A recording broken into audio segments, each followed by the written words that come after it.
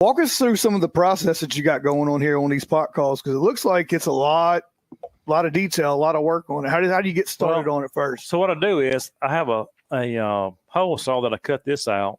So you have a 1/4 inch on each side. Right. And then once I get this thing cut out with a circle, I have a jig that I drill all these holes, because my laser engraver guy is very adamant about these things being in the exact spot. Right. Uh-huh. So I make sure that these holes are real close, and he owns Sawmill Monogramming in Laurel. And so he does all my lasering, and he does all my editing on my logos and stuff. Right. Mm-hmm. And then once I get that done, then I have a chuck. I put it in the lathe, and I turn off the inside, and that is a very important part. I mean, it's within a 0.002 of an inch.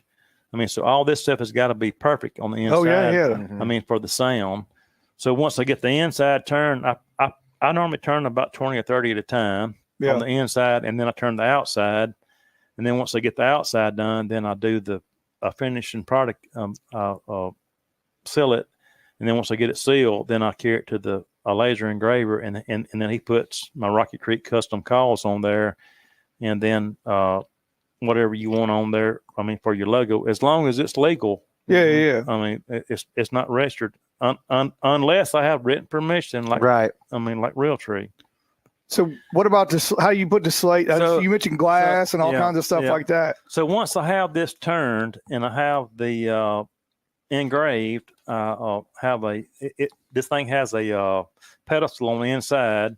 So if you want slate over glass, which is a very common, I put the glass in first. I glue it down, and then I glue the slate. I mean, so then you have slate over glass. Right. And then, I mean, there's a very, very serious tolerance right here between the slate and the glass. And that's what gets your real, I mean, so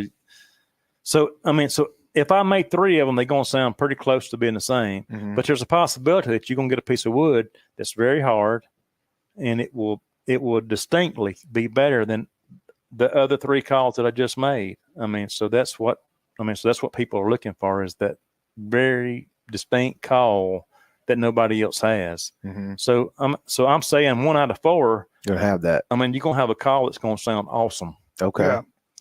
So, but every call's not gonna sound the same. And then you can use the a striker, so you can have 5 strikers. You're gonna have 5 different turkey sounds.